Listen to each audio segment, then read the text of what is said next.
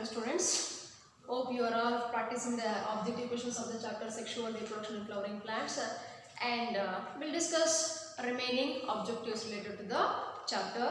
Now I will be discussing the objective questions in the topic 3, that is a forced fertilization events. So see the question number 83. The question, functional megaspore in an angiosperm develops into. During megasporogenesis, I have explained how the megaspore will be formed. Let us draw the diagram of the ovule ovule.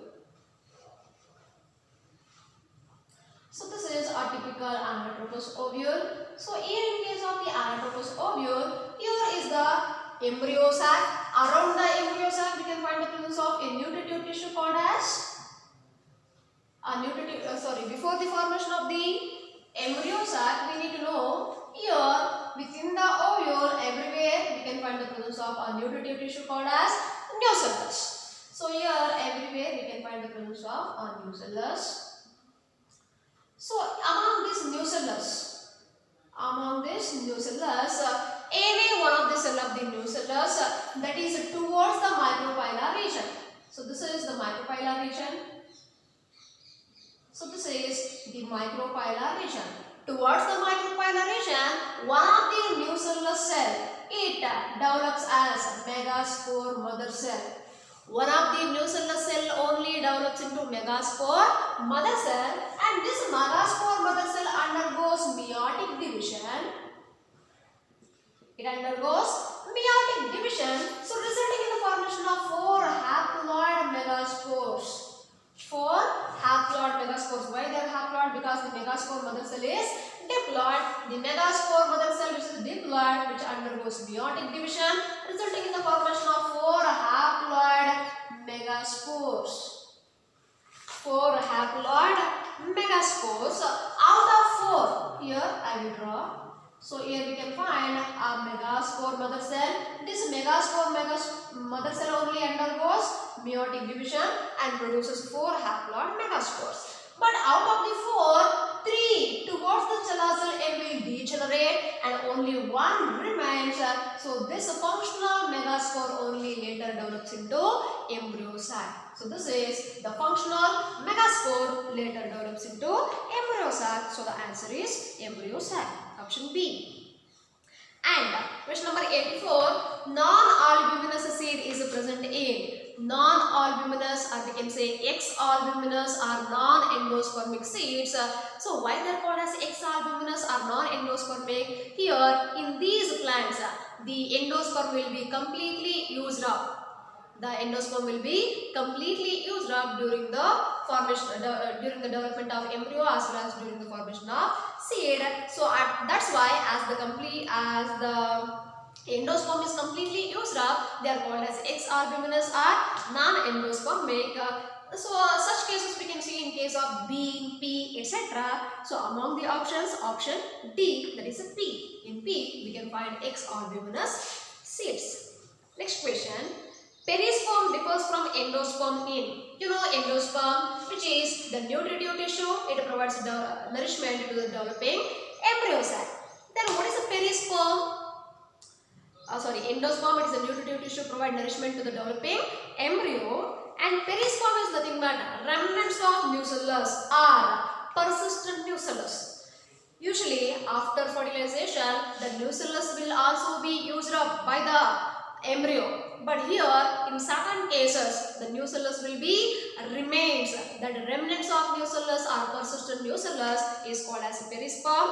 So here we can say the endosperm is a triploid. You know that the ploidy level of the endosperm is always a triploid, but the perisperm is a diploid. Why perisperm is a diploid? Because I told you remnants of nucellus. Here all the cells of the nucellus are diploid in nature, and whatever the remnants of the nucellus, they are also diploid in nature, but endosperm is always triploid. Here option B is correct. And next question. Seed coat is not thin and membranous in. It is in case of coconut, because in case of groundnut, gram, maize, we can find a membranous seed coat. But in case of coconut, here you should know the seed coats later develops into integuments, and in coconut the seed coat is very thick. It is very thick and hard. It will protect the embryo which will be developing inside. So we cannot say it is thin and membranous in coconut. And these are certain questions related to post fertilization. Now we'll discuss some other questions in the topic 4, apomixis and polyembryony. Firstly, you should know apomixis. I have explained apomixis.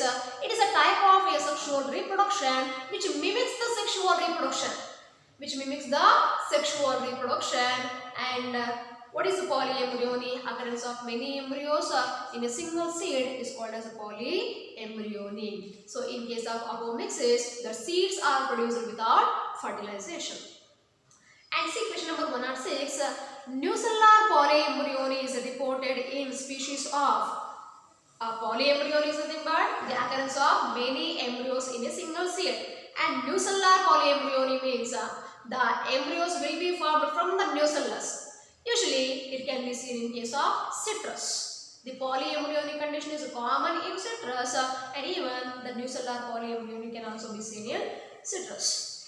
Next one, which plant will lose its economic value if its fruits are produced by induced parthenocarpy? What do you mean by parthenocarpy? It is the process of formation of seedless fruits. So, in case of parthenocarpy, here the fruit will be developed from the unfertilized ovary. Without fertilization, the ovary develops into fruit and usually it produces seedless fruits. Okay, parthenocarpy in the sense of seedless fruits. If this parthenocarpy I told you parthenocarpy can be induced by certain growth hormones like auxins, gibberellins, etc. If we induce parthenocarpy in case of pomegranate, what is the use? In case of pomegranate, we are eating the seeds only. If we induce parthenocarpy, if it produces seedless fruits, what is the use of getting that pomegranate? So, in case of pomegranate, as we eat the seeds only, so parthenocarpy cannot be induced in pomegranate and it is of no value. And here option A, they have given grape. Yeah, grape, seedless grapes you have seen, seedless banana, seedless oranges can be obtained, but seedless pomegranate cannot be seen. It is of no use.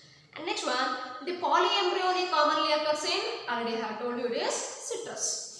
And next question, development of an organism from female gamete or egg without involving fertilization.